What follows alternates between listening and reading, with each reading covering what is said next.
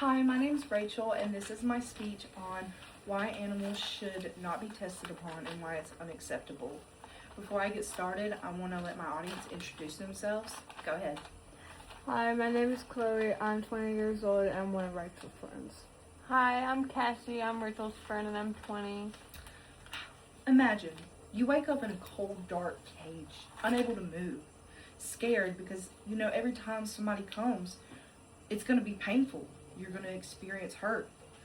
That is the conditions and what these dogs and cats and everything have to deal with every single day, all these animals. Animal testing has been used for decades, but lately, nowadays, it's been proven to be ineffective and really cruel. Animal testing is unethical and should be prohibited. It's unreliable in studies, and not only that, it's hurtful and cruel, and these animals have to live in harsh conditions and very non-nurturing conditions.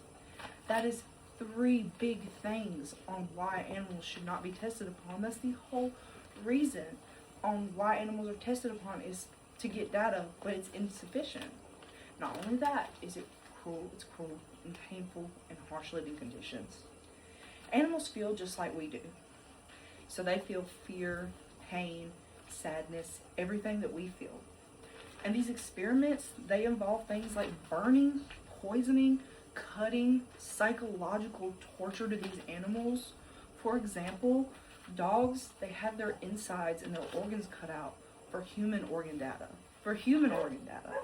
Cats, they have their spinal cords damaged and have to run on treadmills for limb movement data for humans.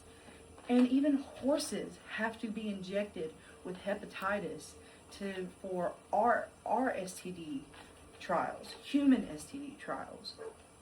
Our organs are different from a horse's. Our bodies are different from a horse's. Animals can't give consent. They can't.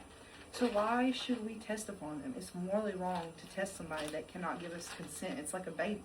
A baby cannot give us consent. Why should an animal be tested on if a baby can't be tested on? They can't give consent either. Animal testing gives very inaccurate results. Animals are affected by things that we aren't affected by.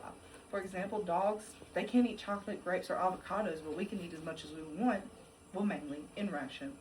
But for the most part, we can eat as many avocados or chocolate or grapes as we want. We're going to be fine, but they're toxic to dogs. Many monkeys, they cannot have the diseases that we can have. So a lot of the results come back biologically inaccurate. 92% or more of drugs that are tested and safe in animals come back to be harmful or ineffective in humans. Animal testing misses dangerous side effects that are usually found after tested in humans and have caused harm to us. Now, on the other side, people say, well, our DNA matches theirs 98%.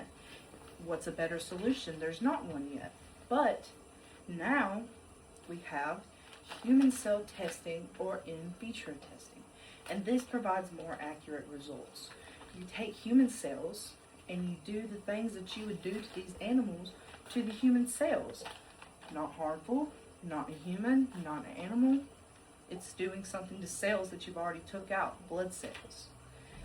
And, once again, provides way more accurate results scientifically. Now, the third thing I want to talk about is the bad living conditions and quality of life these animals have. They're kept in small, confined cages, isolated, barely able to move even to use the bathroom or eat. And they're under constant stress or fear. And they're always scared that they're going to be hurt. They're always being hurt. And then they're always watching other animals being hurt, which in turn makes them have behaviors like mutilating themselves or pacing back and forth, anxious, depressed, sad. This is psychological torture for these animals. They don't deserve to be living in these conditions. All animals should be nurtured in the right way or set free in the wild where they should be. Mainly, these animals are executed after they're done with the experience. They receive no comfort in the end-of-life care at all, and after their tissues are just examined, and that's the end of it. I have a quote here from Dr. Elias Zerhouni. We've moved away from studying human diseases in humans. We all drank the Kool-Aid on that one, me included. The problem is that hasn't worked, and it's time we stop dancing around the problem. We need to refocus and adapt new methodologies to use in humans to understand disease and biology in humans. Meaning, animals, it's not working. We need new things. Even the doctor said it. Animal testing should not be allowed. It's cruel, not accurate with science, and not humane. What animal testing includes is torture, harsh living conditions, and just a horrible quality of life for all these animals. We have better alternatives to animal testing. For scientists and doctors, they can use the in vitro testing now. But for you at home, you can help. You can stop buying products that that test on animals and start buying products that don't. It's an easy fix, and you can start helping. Companies will see their prices dropping because of this. And maybe, just maybe, we can make a difference and make them not want to test on animals anymore. Animals can't speak for themselves. Don't you want to be the one that does?